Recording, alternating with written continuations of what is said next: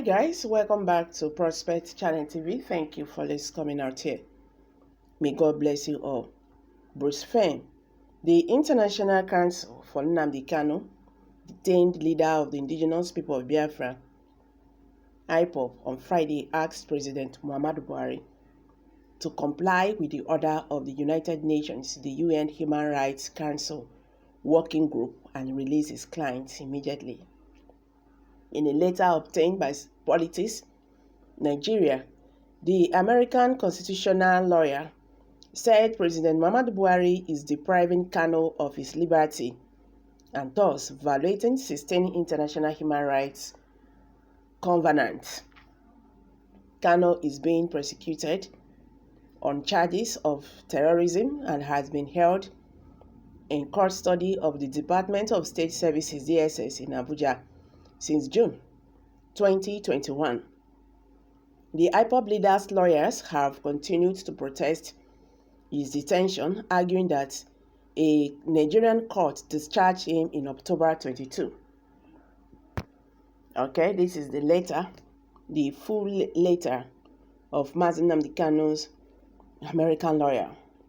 His Excellency President Muhammadu Buhari, the Federal Republic of Nigeria, Aso Rock Presidential Villa, Office of the President, 3G69 plus WC3, 3 Zone, Abuja, FCT, Nigeria. Compliance with degree of the United Nations Human Rights Council Working Group on arbitrary detention to release NNAMDI KANU immediately based on the privation of liberty in violation of 16 international human rights covenants. Dear President Muhammadu Buhari, if you fear God, you should release NNAMDI KANU from this protracted illegal detention forthwith. If you do not, you should tremble for your faith by remembering that God is just and that His justice will not sleep forever. Nearly 6 months ago, on July 20, 2022, the United Nations Human Rights Council Working Group on Arbitrary Detention issued opinion number 35/2022. Unanimously concluded that your government is illegally detaining NNAMDI KANU in violation of 16 international law prosecutions. For example, they are binding on every nation as universal principles of justice. Paragraph 105. The working group added, into the account the circumstances of the case, the appropriate remedy would be for the government of Nigeria to release Mr. KANU immediately, and for both Nigeria and Kenya to accord him an foreseeable right to compensation and other reparation in accord with international law. The working group calls upon the government of Nigeria to take urgent action to ensure the immediate or conditional release of Mr. KANU. That is paragraph 107.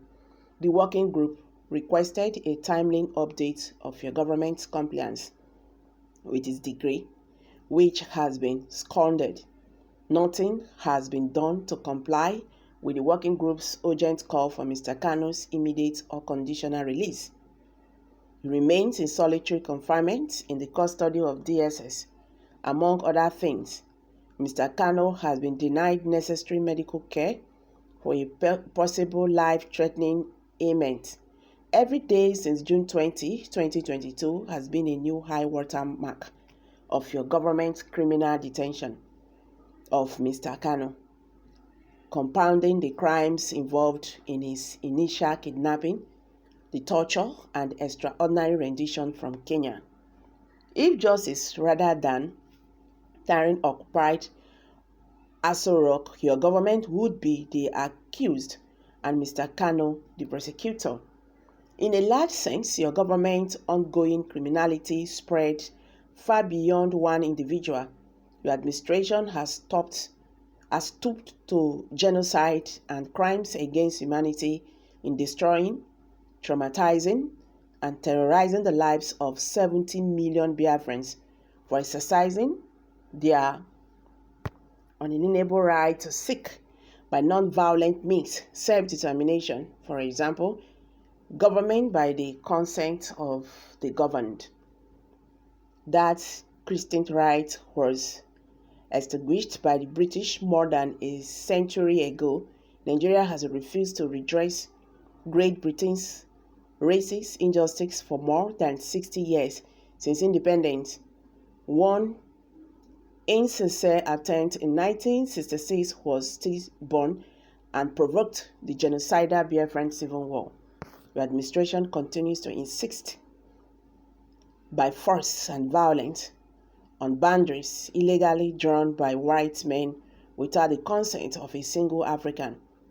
There may be better ways of inviting Udom in the eyes of God and natural law, but if they are, they do not readily come to mind.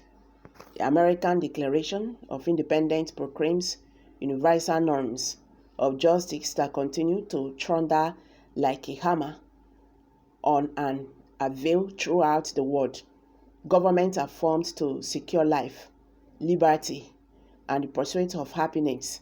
And that when a government becomes destructive of those ends, it is the right and the duty of the people to alter or abolish it by those universal stands. Biafrans have for decades possessed a right to a free, a fair and peaceful independence. A referendum as was provided the South Sudan in 2011. It speaks volumes, and no Fulani has ever been persecuted for murdering a Biafran in more than 62 years. Pay heed to Amos, chapter 5, verse 24, or risk the wrath of God.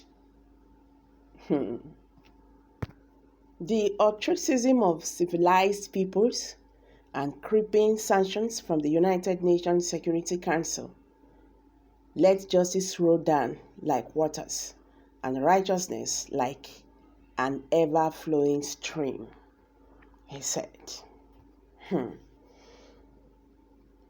May God have mercy on us. I'm dropping it here, guys. Kindly share your thoughts below.